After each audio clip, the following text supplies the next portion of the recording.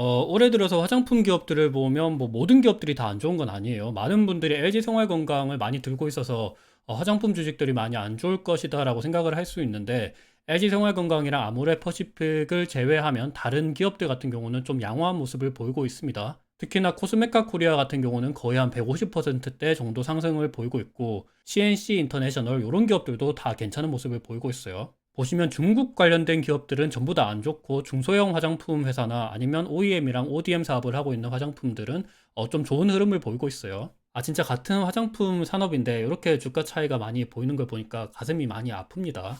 이건 다들 아시겠죠? 중국 화장품 수출이 급감을 하고 있습니다. 아, 근데 진짜 이게 가슴이 아픈데 이게 말이 되나 싶어요. 이렇게 꾸준히 상승하던 중국향 화장품 수출액이 갑자기 21년도 말쯤에 막 떨어지기 시작을 합니다. 뭐 이거는 코로나랑 상관없이 갑자기 막 이렇게 떨어져요. 코로나 때 떨어졌으면 요때 이미 꺾였겠죠. 근데 그런 게 아닙니다. 21년도 말쯤에 갑자기 이렇게 떨어집니다. 그때 이제 중국에서 나왔던 게 뭐 예쁜 남자를 규제한다. 그리고 뭐 게임도 규제하고 도박 규제하고 뭐 규제한다 그러면 오만 거 다 규제를 했습니다. 알리바바의 마윈 회장도 갑자기 난을 치고 있고 공동 부유를 내세우는 중국이 화장품 쪽으로도 좀 안 좋은 모습을 전반적으로 끼쳤습니다. 이때 게임주랑 더불어서 한학령의 움직임도 좀 보였었고 아 진짜 요거 때문에 LG생활건강이 진짜 크게 타격을 받았습니다. 근데 더욱더 중요한 거는 이 중국향 화장품 수출이 지금이 끝이 아닐 수도 있다는 점입니다. 그건 진짜 무서운 일이죠. 중국으로 매출이 잘 안 나타난다는 것뿐만이 아니라 또 안 좋은 점이 중국의 경제도 진짜 지금 완전 나락을 가고 있습니다. 이거는 중국의 CPI인데 이번에 0%가 발표가 됐었죠. 아, 근데 물가 상승률이 0%밖에 안 나온다 그러면 좋은 거 아니야? 라고 물으신다면 안 좋습니다. 당연히. 물가 상승도 보통 한 2%? 한 요 정도는 나와줘야 되는데 너무 낮으면 또 소비가 안 된다라는 의미이어서 그것도 진짜 별로 중국 경제가 안 좋다는 것을 보여주고 있는 거죠. 아, 그래서 이것도 보면 과연 LG생활건강이 이 위기를 잘 타개할 수 있을까 심히 걱정이 많이 되고 있습니다. 이거는 PPI 지수예요. PPI 지수는 22년도 한 중순 요때부터 계속해서 마이너스를 찍었다가 이제는 마이너스 5.4%까지 찍었습니다. 이건 뭐 거의 디플레이션을 우려해야 되는 수준이라고 생각을 하고 있고 아 중국이 진짜 계속해서 지준율도 낮추려고 그러고 있고 LPR도 이번에 낮췄었죠. 경기 부양 정책을 하려고 그러고 있고 부동산 정책도 좀 완화시키려고 하고 있는데 아 이게 잘 되지가 않는 것 같아요. 중국향 화장품 매출 비중이 큰 LG생활건강이랑 아모레퍼시픽한테는 되게 진짜 악재로 다가올 수가 있습니다. 앞서 말씀드렸던 ODM이나 OEM사 그리고 우리나라 쪽으로 뭐 내수가 강하거나 아니면 동남아나 북미, 일본 요쪽의 매출 비중이 높은 화장품사들은 괜찮은데 LG생활건강이랑 아모레퍼시픽은 진짜 이 점을 보면 진짜 갑갑합니다 많이. 그래서 보시면 증권사들의 목표 주가도 계속해서 하향을 하고 있습니다. 이건 다들 뭐 짜서 한 것도 아닌데도 불구하고 이렇게 다들 낮추고 있는 모습을 보이고 있어요. 신한투자, 삼성증권, 상상인증권, DB금융투자 뭐 전부 다 낮추고 있습니다. 그리고 리포트의 제목을 보더라도 모멘텀 공백기, 기대할 것이 없는 실적, in need of change, 변화가 필요하다는 거죠. 쉽사리 보이지 않는 활로 no easy way out, 나갈 곳이 없다, 나가기 힘들다, 변화가 필요해. 아 진짜 전부 다 제목만 보더라도 살이 떨립니다. 조금 더 LG생활건강의 세부 실적을 보면 화장품의 실적이 2020년도, 21년도 대비해서 3분의 1 토막이 났습니다. 원래 8,760억 정도의 영업이익이 나왔던 게 지금은 2,820억 예상이 되고 있습니다. 진짜 너무 심각하다. 과연 이런 하락세가 언제 회복이 될까? 진짜 많이 걱정이 되고 있습니다. 물론 24년도에는 이렇게 다시 반등을 할 것이다 라고 얘기를 하고 있지만 요거는 다시 까봐야 되거든요.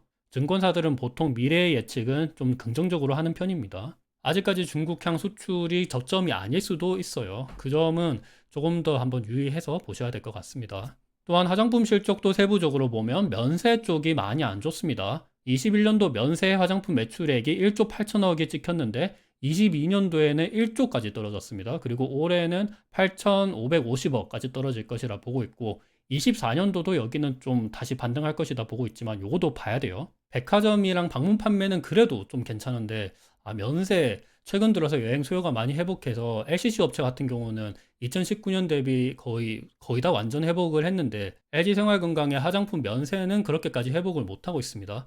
중국인들이 여행을 잘 안 오고 있죠. 뭐 정치적인 이슈일 수도 있고, 실제로 중국의 여행 수요는 2019년 대비해서 한 40%, 30%? 이 정도밖에 회복을 못한 것 같아요. 예전에 다뤘었는데 우리나라 면세점 대비해서 중국의 하이난성 면세점으로 가는 수요도 있을 것이라고 보고 있습니다. 그리고 중국인들이 화장품 수요에 대한 패턴도 좀 많이 변한 것 같아요. 우리나라 화장품보다 미국이나 유럽 화장품, 로레알이랑 에스티로더와 같은 프리미엄 화장품들을 많이 선호하는 추세도 있습니다. 그 점도 좀 많이 안 좋은 것 같아요. 그래서 LG생활건강의 실적을 보시면 2012년도부터 해서 10년간 실적이 꾸준히 우상향을 했습니다. 그래서 2022년도 요때 많은 분들이 당연히 또 실적이 잘 나올 것이다 그러면서 주가가 살짝 빠졌을 때 진짜 많이 들어갔었거든요. 근데 원래 내가 들어가면 갑자기 꺾인다고, 아니 10년간 꾸준히 잘 갔던 게 왜 하필 요때 꺾이기 시작을 했는지 진짜 가슴이 많이 아픕니다. 이 실적이 요만큼만 꺾이면 그래도 다행인데 아직까지 저점이 어딘지 모르겠어요. 마진도 계속해서 하락을 하고 있습니다. 영업이익률이 지금 한 10%도 이제 안 나오죠. 그리고 참고로 이게 순이익률이 갑자기 급락을 했었던 때가 있었는데, 요거는 무형자산 손상차손에서 이 순이익이 많이 떨어졌었습니다.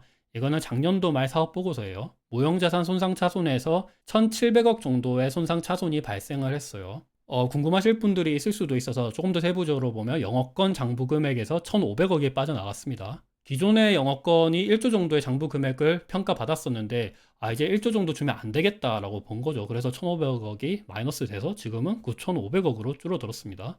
영업권에 대해서 좀 세부적으로 보면 현금 창출 단위의 회수 가능액이 장부 금액에 미달하는 경우 손상차손으로 인식하고, 영업권에 대하여 인식한 손상차손은 이후에 환입하지 않는다라고 표시가 되어 있습니다. 그러니까 영업권에 대해서 현금 회수가 될 것이다 라고 보고 그 장부 금액 가치를 평가받았는데 이제는 그 현금 회수가 안 된다라는 거죠. 그리고 더욱더 충격적인 점은 이 영업권에 대하여 인식한 손상차손은 환입이 안 된다고 합니다. 이게 다시 안 돌아온대요. 이 손상차손도 지금에서 좀 그치면 다행인데 요거보다 더 떨어지면 진짜 앞으로 순이익이 더 깎일 수도 있다라고 생각을 하시면 될 것 같습니다. 저는 개인적으로 이 점이 가장 만족스럽지 않은데, LG생활건강의 배당 수익률이 굉장히 낮습니다.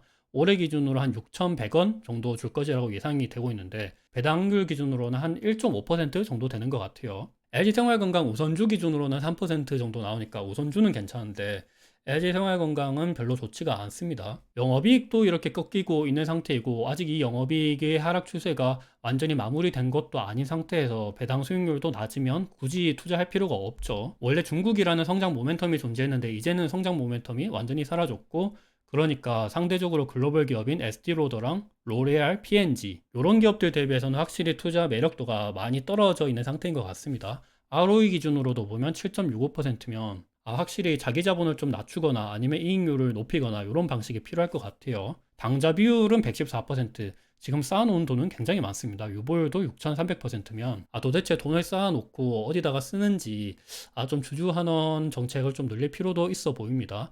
어찌 보면 유보율을 이렇게 늘린 것이 오히려 갑자기 미연의 사고를 방지할 수 있다는 점에 있어서 이번에 중국 수출 금액이 많이 떨어진 게 이게 좀 LG생활건강의 성견지명인가? 라는 생각도 들고 있긴 합니다. 이게 잘한 건가? 이렇게 생각하면 안 되죠. LG생활건강의 재무제표를 좀 보면 현금은 일단 많이 가지고 있습니다. 현금성 자산이 거의 7,800억 정도 있어요. 차입금을 보더라도 단기 차입금은 2,400억 정도 있고 장기 차입금은 78억, 별로 없네요. 그러니까 차입금을 빼고 보더라도 LG생활건강은 현금은 일단 충분히 많이 있습니다. 이 현금성 재원을 통해서 뭐 어떤 추가적인 사업을 하든지 아니면 주주환원 정책을 좀 늘리든지 이런 방식이 필요할 것 같습니다. LG생활건강의 밸류에이션을 보면 확실히 많이 떨어진 편이긴 해요. PER 기준으로 보면 22년도에 51배였는데 올해는 16.4배로 진짜 많이 떨어졌어요. 주가가 굉장히 많이 떨어지다 보니까 뭐 당연히 이렇게 떨어진 건 사실이고, 그래서 글로벌 기업들 대비해서는 PER이 진짜 많이 떨어진 편이긴 해요. 아모레퍼시픽도 마찬가지입니다. 원래 70배 하던 게 이제는 20배 정도로 떨어진 상태이고 24년도에는 21배까지 떨어질 것이라고 보고 있네요. PBR도 낮은 편이긴 한데 근데 진짜 중요한 거는 ROE입니다. ROE가 너무 낮아요. 쌓아놓은 돈이 그만큼 많다는 거죠. 이익률이 높아서 ROE가 높을 수 있는데 LG생활건강은 이익률이 높아서 ROE가 높은 게 아니죠. 자기 자본이 너무 많습니다. P&G 같은 경우는 30배 정도가 나오고 있고 로레알도 22배가 나옵니다. 유니레버는 34배가 나와요. SD로더도 21배가 나옵니다. 자사주 매입 소각을 하든지 아니면 배당을 많이 주든지 이런 식으로 해서 자기 자본을 낮추는 모습도 많이 필요할 것 같습니다. 일본 기업인 가오나 시세이도는 그래도 ROE가 낮은 편이긴 하네요.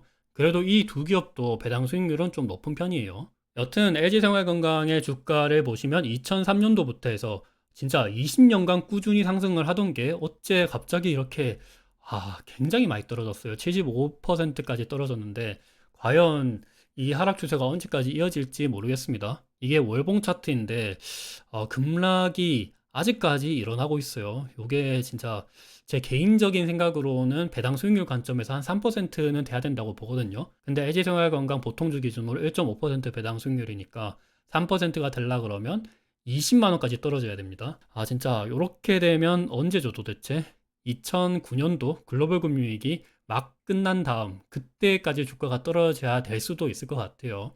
진짜 쉽지 않은 것 같습니다. 오늘은 LG생활건강에 대해서 제가 좀 유독 LG생활건강에 대해서 매번 안 좋게 말씀을 드려서 좀 마음이 많이 아픈데 그래도 좀 여러 가지 방면에서 생각을 해보시고 투자를 해보셔야 될 것 같아요. 오늘 영상이 어느 정도 도움이 되셨으면 좋을 것 같습니다.